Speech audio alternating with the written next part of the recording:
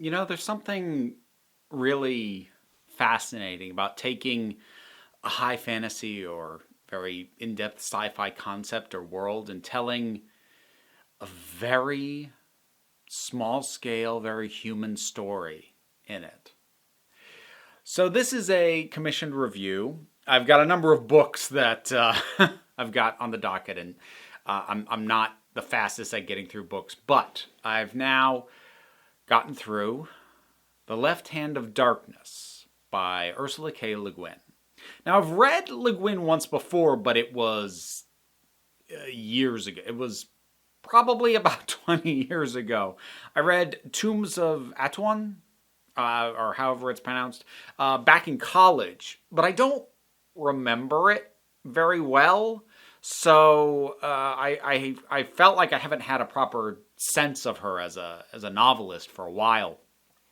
But The Left Hand of Darkness is, I believe, her first published work, and it is a science fiction story, and it's fascinating.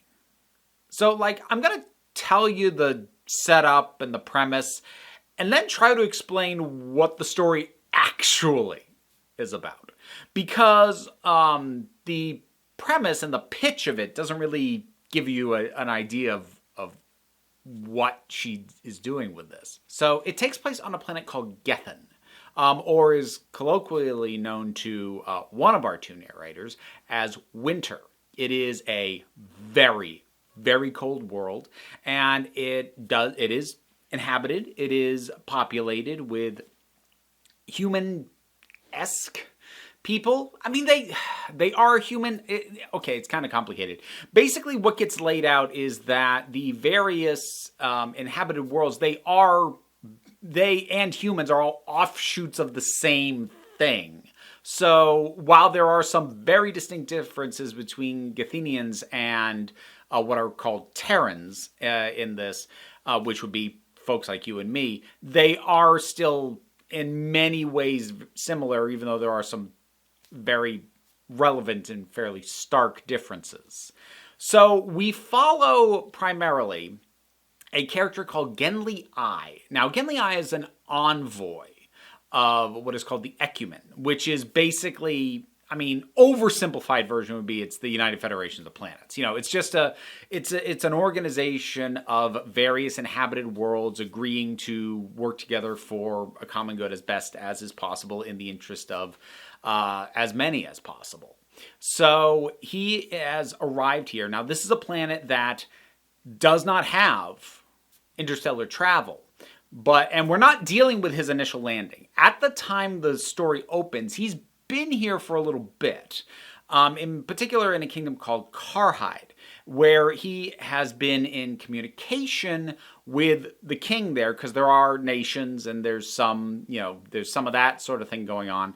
And his sort of main inroad with the king is the prime minister, who various characters go by various names, but primarily he's known as Estraven. So that's where we start. An envoy from something approximating our world. Basically, Genli has a perspective that is presumed to be at least similar enough to the reader's perspective that we can sort of get on board with him and move forward from there as he attempts to get the Gethenians on board with the idea of joining the Ecumen. Now, this is thankless work. He did volunteer for it, but there's not a lot of glory, and the experiences of initial envoys tend to not be great. But that's what he's here, and that's what he's trying to do. Now, I did mention he's one of our two narrators. The other one, Estraven, does get narration as well, because the entire book is in first person, but it switches between two perspectives. Now, what's interesting about that is it's not used to do like a Rashomon type thing where like different perspectives on the same events. We are always covering different events from each perspective. So the narrative is always moving forward. It's never about backing up and saying, all right, let's talk about that again from another perspective. There may be references back to something that happened and you'll get a slightly different perspective from each one, but it's not about that. it is using how each of them moves forward and processes and what they think about the situation that they are in and what's going on, how they think differently, how they think similarly, and the gap between them and where the difficulties are in understanding each other. Because pretty much all this that I'm talking so far, I wouldn't consider any of this to be really spoilers. So the major notable difference between Terrans and Gethenians is Gethenians are sexless most of the time. So I'm going to try and I'm going to oversimplify this. I need to, otherwise this would be an hour-long video, and I would probably still get something wrong. But in simplified terms, Gethenians most of the time are sexless and gender neutral in presentation. I was going to say in sexual function. They don't really have sexual function most of the time. They enter a state of what's called Kemmer, and that is, again, to oversimplify, is kind of like going into heat. It's when they actually have those kinds of desires. It's when they are receptive to those kinds of impulses. And it's when they are actually capable of mating. Now, any Gethenian in a mating situation can take on a paternal or maternal role in any resulting offspring, meaning the exact same Gethenian can impregnate another Gethenian if they're both in Kemmer, and at a later point in their life be impregnated. So they are, as a species, they are both gender neutral, but also both genders. And this is something that throws off Genli. And we also get like a brief notation of stuff. There's a couple of really short chapters that are like interludes. They're like either stories, historical stories of Gethin, or they are, like, on one occasion, they're notes from another Terran who had been there at some point. And this initial difference in biology causes a lot of confusion on both sides. Genli has a hard time wrapping his head around someone who both is and isn't a man, a woman, both neither. And for someone who has the differences between male and female ingrained into him deeper than he could ever realize, because he's never actually had to think about it, it's just been in his existence, that's really weird. And for the Gethenians, the idea of permanently being one gender and, as they put it, being in Kemmer all the time, i.e. being receptive and having sexual inclinations at all times, to them, that's perverse. And they actually say flat out they consider Genli to be a pervert. The idea that he isn't only sexually receptive during these small windows of time. And again, these sort of gaps in understanding, and more than anything, that is what the story is about. It is about the things that hold people apart, even though they really probably shouldn't. Some of it's biological, a lot of it's also social. So, there's this entire sort of etiquette game that the Gethenians have called Shifgrether, which is never fully explained, largely because Genli doesn't really fully understand it, and when narrations are done by Estraven, and I'm going to say he because that's how the narrative is done, they do refer to the Gethenians as he in pretty much all instances, so I am going to use that pronoun. With Estraven, he wouldn't have a reason to lay out how Shifgrether works, because for him that's normal. But it's this whole... Like I said, it's a game. It is, there's all this etiquette and the way you're supposed to do things, the way you're supposed to communicate or not communicate, or how much you are supposed to give in terms of information or withhold or what have you, and the circumstances that bend that, or whether or not Shifgrether is being disbanded for a particular conversation or whatever. And Genli is completely out of his depth on that. So that's socially where he's falling short. But then for Estraven, he doesn't realize the various assumptions and things that come with, again, largely remaining one sex. So, like, oftentimes when Estraven does not understand Genly, or assumes Genly would or would do something and then Genly doesn't, what Estraven has failed to account for is Genly's sense of masculinity. And whether it be, sort of holding on to that in the sense of, like, either Genly, being protective of his sense of masculinity, or assuming that in some way the Gethenians are doing that, or if they are reading to him as more feminine, he projects feminine, or what in his mind are feminine traits onto them, even though that's not really what's going on. And again, that gap in communication. Now, I don't think I actually have a need to go into spoilers on this. If my brain heads that way, I'll give you a forewarning. But that is really what it's about. There are events that happen. There are twists in the plot. There is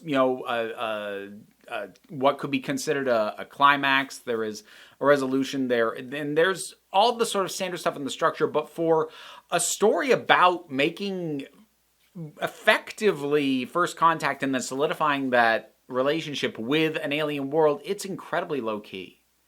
It's about diplomacy. It is about social constructs. It's about how people relate to each other, if they can and why they can't. And so while there are political machinations and logistical problems and sometimes even physical danger at hand, the story isn't really about any of that. Even when it goes through periods where the characters are under severe threat of physical harm, the story is still much more about them as people than about anything that is happening to them in any kind of physical sense. So it's really fascinating. If I were going to level a criticism in how all of this is handled, it bears a timestamp. And that is that this was written in the late 60s. And as such, while it has a lot of wonderful nuance in terms of the idea of beings that both are and aren't male or female, or are neither at any given time, and how someone from something close to our society would or would not understand and be able to comprehend and communicate with them properly, it does rely, in terms of like why those disconnects are there, it does lean a little bit on gender stereotyping. Like I mentioned, Genly sort of protecting his sense of manhood, and there is sort of the stereotypical masculinity to him. And when he has encounters with certain characters, when he perceives them as more feminine, the way that the narration describes those quote-unquote feminine qualities, it is, again, kind of gender stereotyping. Now, again, written in the late 60s and progressive as hell in its portrayal of all this for the time. And even now, it's not that bad, partly because if you're going to explore these ideas that Ursula K. Le Guin was doing in this, you kind of have to lean on the stereotyping at least a little bit. Because if you are going in, like, treating everything like a wash, like, oh, okay, let me put it this way. Someone who firmly goes by the idea that gender differences, other than just the absolute raw biology, don't matter, and gender is largely a social construct, they would not be able to write this, because you have to do the differentiations between genders to do this story in this way. And as I said, while it may be possible, if she were still around to write it now, maybe those differences would be worded slightly differently. Maybe certain aspects might be de-emphasized, but to some degree, those differences are what the story is about. And leaning on them is going to have little moments of like, oh, is that what you think women are? Is that what you think men are? But like, they're brief. And they're in service of something. They're in service of the point and the purpose and the core and the heart of the story being told. So while I make that as a criticism, it's really just a matter of time moving forward and societal understanding of gender moving forward. This book is very much a deconstruction of concepts of gender, but it's a deconstruction of late 1960s concepts of gender. So, if you are reading it now and already having a certain understanding of gender being a social construct, gender not defining traits, sex being completely separate from gender, and things like that, certain aspects of this might seem a little bit reductive even. But again, that's a matter, I think, of time moving forward. And even taking that into account, it's a really thoughtful, intelligent, well-written, and that's the other thing, like, the writing is wonderful. And that, I feel like I don't point that out enough when it is the case, because, like, when you just plot out a narrative in terms of, like, what happens, A happens, then B happens, then C happens, you could take the exact same plot, have two different writers write it, and have something completely different, and have something maybe bad in one case or good in the other, just because of the quality of the writing, not just the quality of the ideas. And this is really well written, and it is engaging, and it grips at you, and you understand where all the issues are, but you feel for these characters. And it's a very well fleshed out world. We get kind of a very keyhole view of it. We're only really seeing it through Genly's experience and what he is allowed to be made to understand, or what he's capable of understanding. So it is very clearly a very fleshed out, very well thought out world where all this takes place. And yet, alien planet, alien species, small story. I've said in the past about my affection for small stories in a big world. And this is kind of that to a T. This was really, really good. And it's really fascinating. And if you're willing to adjust your brain to realize the understanding of gender at the time it was written and make that allowance for it, I think it's definitely still worth reading right now. The Left Hand of Darkness. Have you read it? What did you think about it? Whatever your thoughts are, drop something down in the comments. Let's talk about it. I have a Patreon. That's how I was commissioned to review this, and I can be commissioned there to review other things as well. Not just books. Actually, I'm trying to desperately catch up on the books, so you get to pump the brakes on those a little bit. But any amount you're able to support me is greatly appreciated. But even if you can't, the usual stuff, like, share, subscribes, help me out. But even that, don't worry about it. Take a relaxed attitude around here. So just come on back next time you need a break. This video wouldn't have been possible without the support of my patrons, and I want to give special thanks to Jared Boyce, MJ, The Doctor, Tracy Scrabbit, Vincent Paul Bartolucci, Caitlin Schwartz, Edelon, Robin Moore, Ross Schultz, and Shayla Gorley. Thanks so much.